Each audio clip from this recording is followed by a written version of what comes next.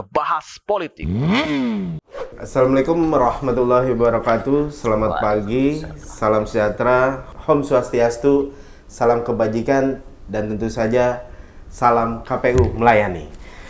Baik, Baraya, podcast kali ini akan menghadirkan Komisioner KPU Banten. Dalam hal ini adalah Pak Munawar, yang kebetulan di sini beliau adalah salah satu komisioner KPU Provinsi Banten. Hadir pula di sini Dekan Fakultas Ilmu FISIP ya, Fakultas Sosial dan Ilmu Politik Universitas Bina Bangsa, Bu Norma. Kali ini mungkin kita akan membahas terkait dengan TPS, lokasi khusus tempat pemungutan, lokasi khusus sesuai dengan banyak yang memang nggak paham apa sih tempat pemungutan suara lokasi khusus. Banyak yang mungkin tidak mengerti persyaratannya seperti apa aja sih, bagaimana untuk bisa menjadi atau mendirikan lokasi TPS, lokasi khusus ini. Nah, mungkin semuanya bisa kita dengar langsung dari Pak Munawar, di mana akan menjabarkan seperti apa sebenarnya lokasi khusus ini. Silakan Pak, mungkin bisa sedikit dijabarkan. Baik, terima kasih. Salam hormat dari Pak Yai, Bu Dekan. Jadi kami ingin gambarkan TPS lokasi khusus itu, ini ada istilah TPS lokasi khusus sejak pemilu 2024 kemarin. Dan pada pemilihan kepala daerah 2024 itu di peraturan KPU 7 2024 juga masih menggunakan konsepsi TPS lokasi khusus. Di mana TPS lokasi khusus itu? TPS lokasi khusus dimungkinkan dibentuk di semisal lapas rutan, di lokasi bencana, atau di tempat-tempat tertentu yang memungkinkan bahwa ada pemilih yang terkonsentrasi di satu wilayah dan dia tidak memungkinkan tidak pulang pada hari pemungutan suara. Misal kalau di kita itu di daerah lain misalkan kayak pertambangan gitu. Nah itu dimungkinkan. Tapi kemudian bahwa pembentukan TPS lokasi khusus itu ada prasyaratnya. Pertama, bahwa kalau KPU membuka peluang dengan berkoordinasi, tapi kemudian apakah nanti TPS lokasi khusus dibentuk atau tidak itu tergantung usulan dari penanggung jawab. Contoh yang paling sederhana bisa mungkin tergambarkan itu di loksus di rutan atau lapas. Jadi kita koordinasi, kita sampaikan mekanismenya kan si penanggung jawab TPS lokasi khusus mengajukan ke KPU. Nah, beberapa hal mengajukannya dengan syarat-syarat yang memang di sana ada pemilihnya. Kemudian pemilihnya siapa? Nah, karena ini untuk pemilihan kepala daerah, maka pemilihan kepala daerah adalah pemilu di tingkat daerah itu sendiri, hanya untuk gubernur, bupati. Maka kita akan melakukan seleksi bahwa lengkap tidak pemilih, kemudian yang diajukannya, kemudian administrasi kependudukannya. Kalau tidak lengkap, kita kembalikan. Kemudian apakah dia orang Banten? Nah, kemudian sarana prasarananya siap nggak di lokasi khusus. Nah, itu yang kemudian bertanggung jawab adalah si penanggung jawab lokasi khusus itu sendiri. Begitu. Lalu kemudian kita proses tuh, kita verifikasi mulai dari proses kita penyusunan DPS kemarin sampai kemudian ditetapkannya DPT. Nah, yang pada sesungguhnya pemilih dalam daftar pemilih tetap yang ditetapkan di TPS lokasi itu adalah pemilih yang kategori pindah memilih. Hanya dalam konsepsi bahwa untuk ketersediaan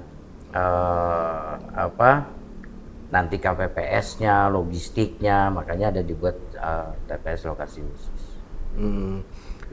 Kalau buat ininya sendiri, Pak, katakanlah di lapas atau rutan, itu mereka yang mengajukan atau memang KPU yang memang meminta?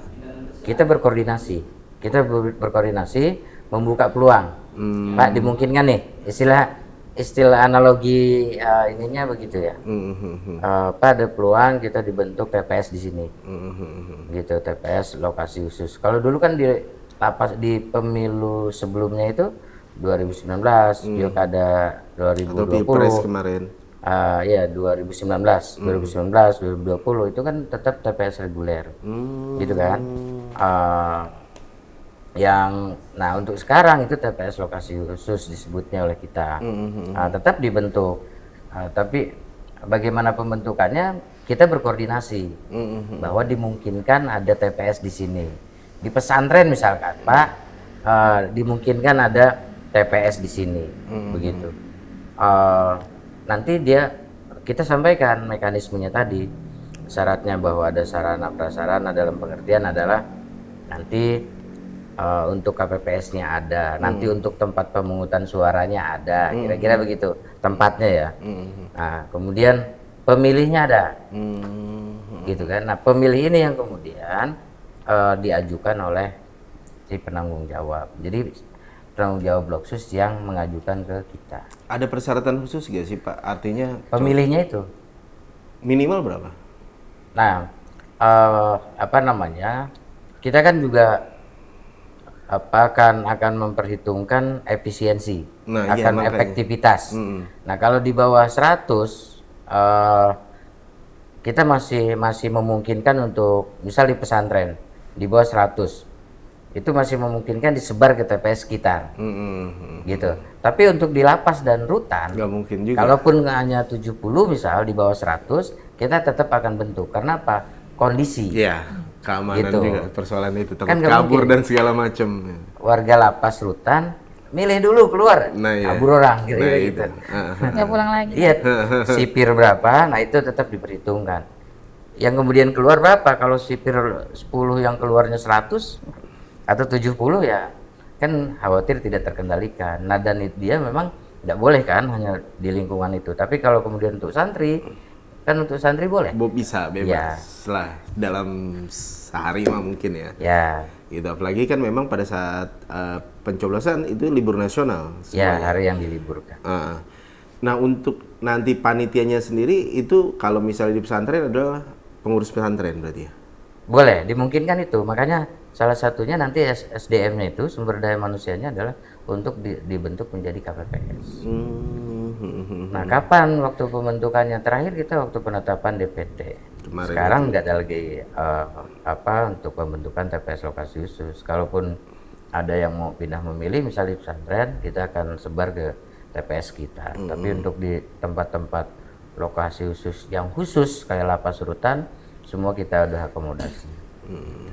Nah, Bu Dekan, ini menarik ketika memang ada beberapa tempat yang memang ini salah satu upaya untuk meningkatkan partisipasi pemilih. Seberapa penting sebenarnya TPS lokasi khusus ini kalau menurut sudut pandang Bu Dekan? Kalau menurut sudut pandang saya, berdasarkan tadi kan sudah dijabarkan rinci banget ya terkait mekanisme, persyaratan dan lain sebagainya. Sebenarnya namanya TPS lokasi khusus ini sangat penting karena meskipun tadi suaranya hanya satu sebenarnya ya kan, tapi kan itu adalah hak dari yang punya suara. Satu kehilangan haknya, maka akan menimbulkan suara-suara lain yang bisa kehilangan juga. Jadi kalau di sini kan TPS lokasi khusus ditujukannya biasanya seperti tadi di lapas gitu kan, pesantren atau mungkin memungkinkan seperti di pabrik yang memang tidak bisa keluar ya pada saat itu terkonsentrasi di sana. Nah, di sana karena banyak suara dan itu pun memang harus ditampung untuk bisa kita menegakkan demokrasi yang adil gitu kan. Nah, makanya memang pembentukan TPS lokasi khusus ini sangat-sangat penting sih menurut kacamata dari sisi akademis ya gitu, karena ini juga menjadi satu pembelajaran bahwasanya kita bukan cuman mengadakan pesta demokrasi tapi juga berusaha untuk melindungi bahwa hak suara dari seorang pemilih itu meskipun dia dalam keadaan sulit sekalipun itu tetap harus dilindungi. Harus diberikan haknya. Betul. Nah, perlu gak sih kalau kampus itu dijadikan TPS khusus? Ya katakanlah di kampus-kampus gitu, karena kan banyak juga kan aktivis yang bahasa kasarnya tinggalnya di kampus, gitu kan. Karena saya waktu pernah kuliah juga dulu ya tinggalnya di kampus, nggak kos. Nah itu perlu gak sih? Kalau perlu atau tidak perlu, tapi yang saya ingin sampaikan bahwa ini dimungkinkan ya, dimungkinkan setelah kemudian kayak teman-teman kan di kabupaten kota ini kan dibentuknya oleh teman-teman kabupaten kota, itu ada yang juga melihat kalau dalam satu kampus itu ada asrama, teman-teman masuk. Tetapi pada saat setelah ditetapkannya DPT sampai ditetapkan DPT, nah dari kampus memang tidak ada yang mengajukan untuk dibentuk TPS lokasi khusus, karena kebanyakan memang yang di asrama itu kan tidak secara keseluruhan. Tetapi itu dimungkinkan, ya dimungkinkan. Tapi nanti kita akan lihat apakah kemudian misal kayak di kampus ini kan nggak semua warga Banten misal. Nah ternyata kalau hanya warga Bantennya sekitar yang di asrama sekitar 50, dosennya bolak-balik misal. Nah, yang 50 ini masih dimungkinkan masih kita bisa sebar. Karena begini, nilai satu TPS 100 itu tidak jauh beda dengan yang nilainya 600.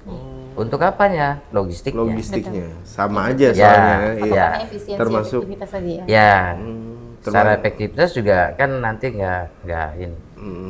Kita perkirakan untuk pemilihan gubernur ini dengan surat suara yang 1 lembar untuk gubernur, 1 lembar untuk bupati wali kota, 2 kali pencoblosan, dan itu kan nggak kayak dulu ngeliatin gitu. Nah mungkin orang udah langsung cek gitu ya. Jadi dari si waktu juga nanti akan diperhitungkan. Ini buat keduanya mungkin apa perlu sih untuk TPS khusus ini memang SDM-nya itu orang dalam, perlu gak sih? Karena kan secara taruhlah, katakanlah misalnya entah itu di pabrik, di lapas ataupun di rutan ataupun di pondok pesantren, kan yang paham warganya adalah mereka. Kalau di pondok pesantren ya berarti kan pengurus yayasan, kalau di lapas ya sipir gitu loh. Terus kalau di pabrik ya orang pabrik, perlu gak sih pengawasan yang memang melibatkan mereka gitu loh untuk panitianya? Iya. Kemarin pembentukan KPPS dengan yang reguler itu TPS reguler itu TPS yang umum. Kalau Loksus di tempat-tempat tertentu yang tadi saya sampaikan. Nah, ketika kita membentuk KPPS itu berkoordinasinya dengan penanggung jawab tadi. Pak, mana SDM-nya? Untuk syaratnya tetap sama gitu. Untuk syaratnya dia minimalnya SMA atau dia calistung gitu, dan seterusnya. Nah, karena dimungkinkan kita berbasis teknologi informasi, maka akan diperhitungkan di antara KPPS ada nggak yang punya kemampuan mengerti terhadap penggunaan teknologi informasi. Begitu.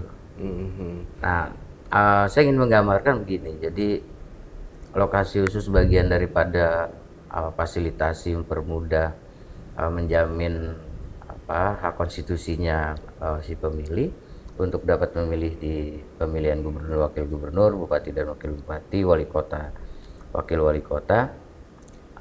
Yang jelas kami sampaikan bahwa dalam kapasitasnya KPU sebagai penyelenggara pemilu, konsep melindungi hak pilih itu apa yang kemudian kami berpaku pada apa yang disampaikan apa yang diamanatkan oleh Undang-Undang Pilkada. Di Undang-Undang Pilkada itu syarat menjadi pemilih 17 tahun atau di bawah 17 tahun tapi sudah menikah dibuktikan dengan KTP elektronik.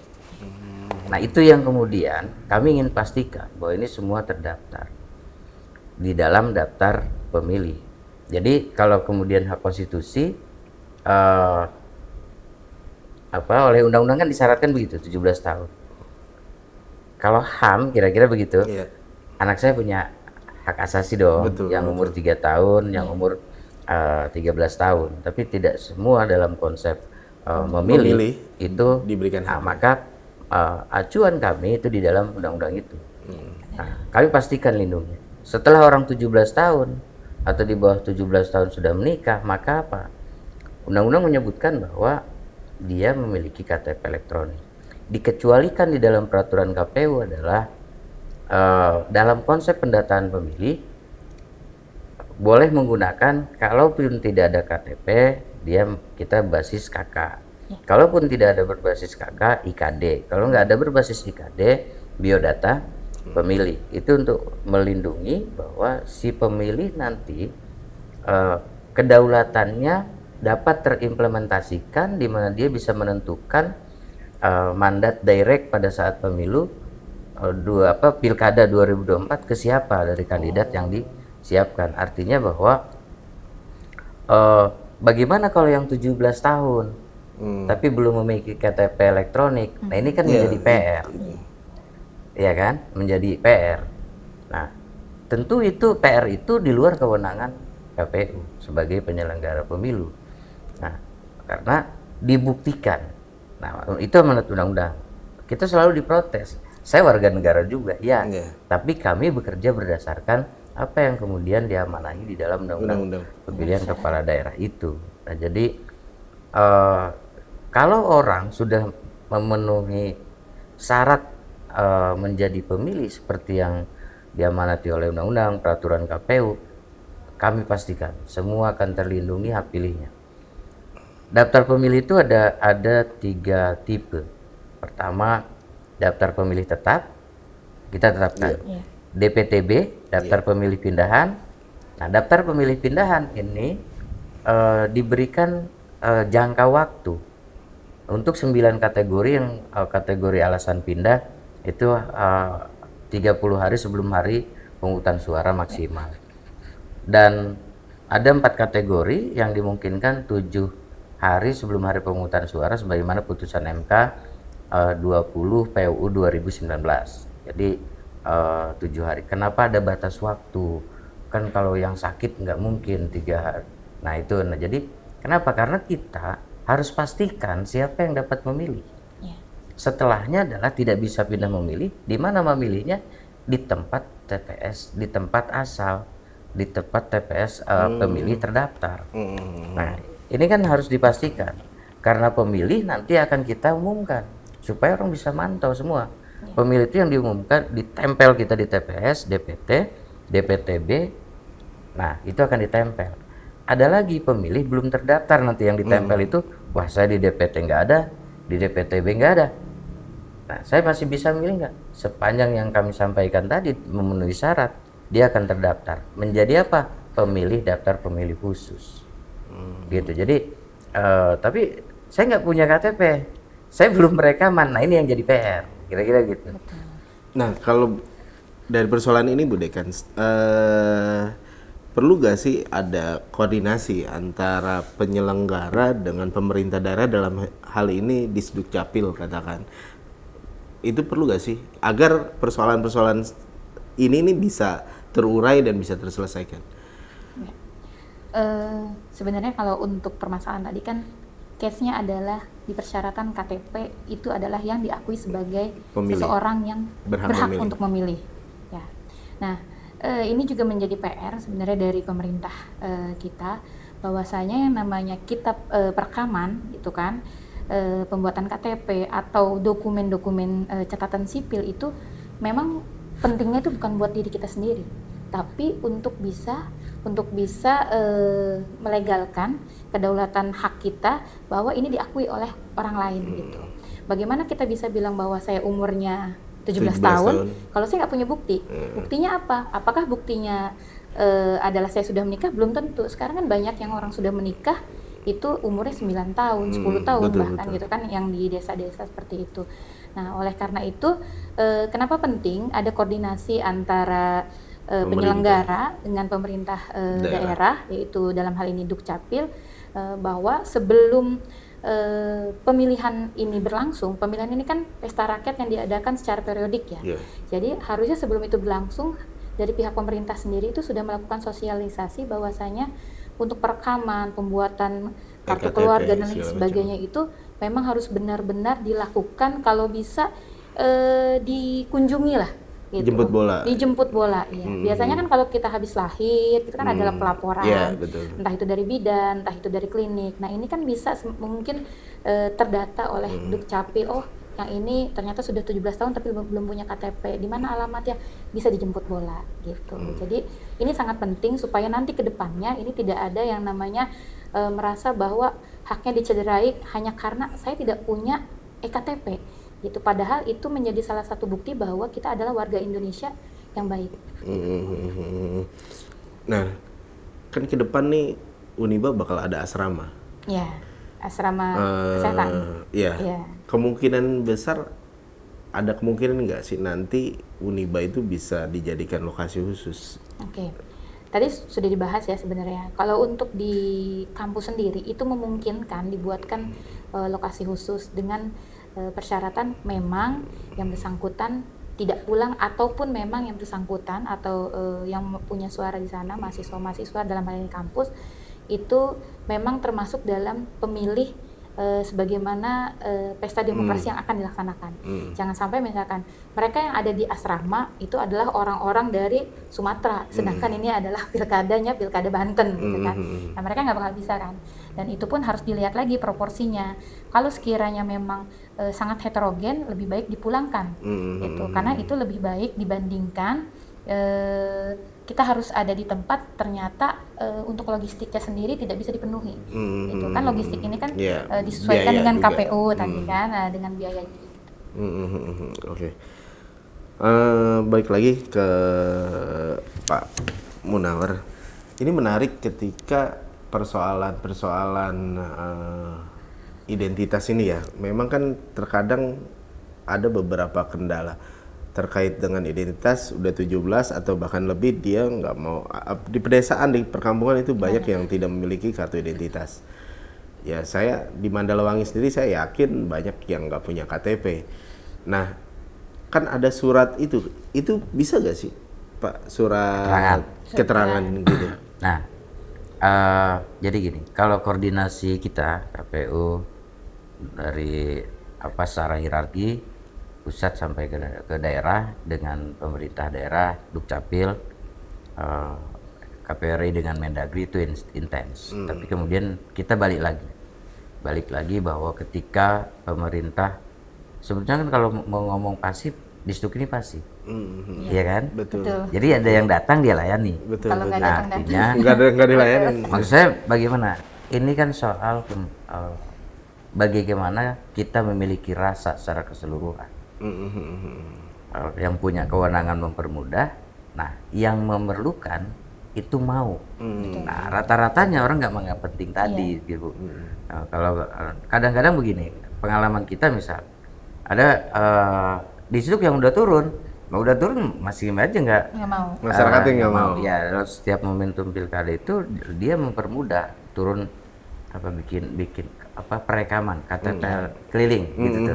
Jemput bola. Ya, jemput bola. Tapi ternyata memang masih banyak, dan kami rasa bahwa hal lainnya terkait dengan proses pendataan pemilih, soal yang bagaimana kalau orang tidak memiliki dokumen kependudukan, yang jelas kalau undang-undang kan KTP. Nah, peraturan KPU memberikan alternatif. Nah, jadi alternatifnya ada di sementara kalau kami baca ini masih dalam rancangan, beda rancangan. Kalau dalam pendataan pemilih bisa kan menggunakan KK, kan begini. kayak anak saya kan udah masuk di KK Bu, walaupun hanya 3 tahun, gitu kan? Iya. Nah, dia belum rekaman. Nah itu dalam konsep pendataan bisa menggunakan KK, tapi dalam konsep penggunaan hak pilih belum. KTP atau, nah itu diatur di dalam peraturan KPU tentang pemungutan dan penghitungan suara.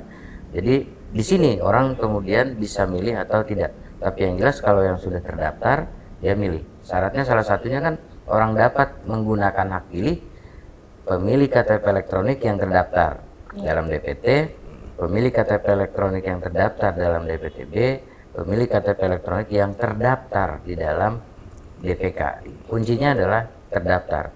Nah, loh kok pemilih KTP elektronik? Ada alternatif karena memang itu bunyi di undang-undang. Nah, pengecualian lainnya kemudian yang kami baru lihat di rancangannya itu biodata pemilih. Biodata. Kalau keterangan tidak diberlakukan berarti. Nah, bagaimana soal dokumen lain? Nah, kami tentu sebagai pelaksana atas arah kebijakan rule yang telah dibuat tentu akan tetap laksanakan sepanjang memang nanti kan dibuat akan di Juknis, kemudian di mana di peraturan KPU dan seterusnya itu tentu berharap kita juga ada dapat menjawab dinamika kependudukan kita lah kira-kira begitu. Kalau boleh singkat kata, untuk suket masih belum bisa. Kan suket sudah lagi tidak disebutkan. Iya, Itu persoalan itu. Nah itu kan pemerintah sendiri sehingga KPU mengikuti. Iya, persoalannya Iya. kan pemerintah setahu saya sudah tidak mengeluarkan suket. Ya, karena Gitu. biodata. Ya, Gitu. Karena ya mungkin belajar dari Yang sebelum-sebelumnya mungkin Iya, banyak iya. yang menyalahgunakan suket. betul. Oke, nggak berasa sudah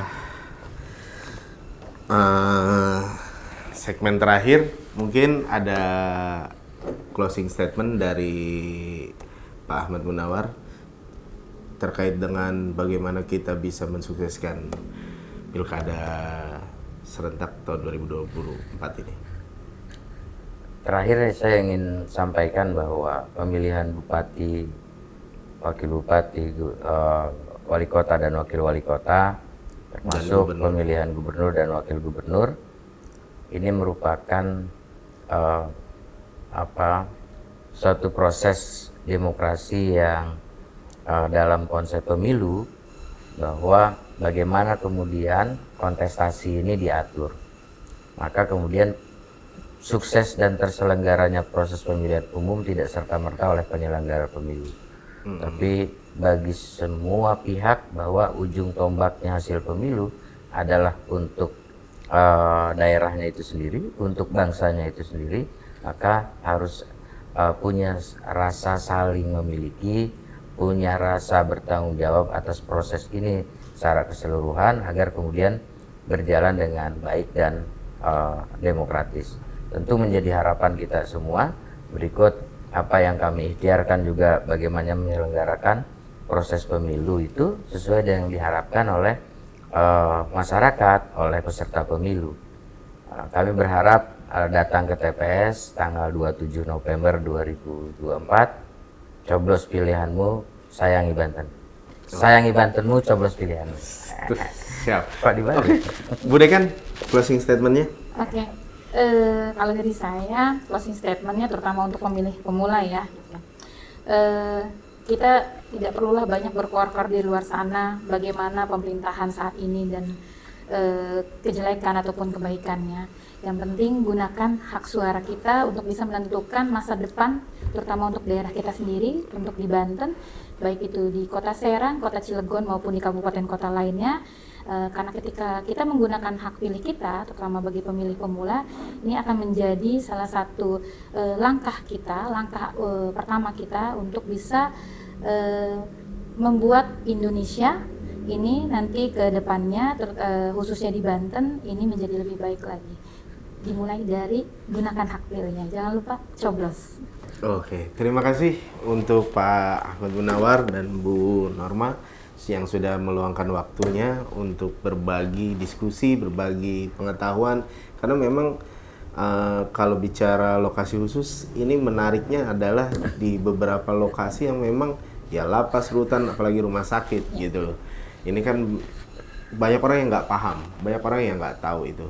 Oke, mohon maaf jika ada kekurangan. Akhirul kalam, wassalamualaikum warahmatullahi wabarakatuh. Waalaikumsalam. Hatur nuhun.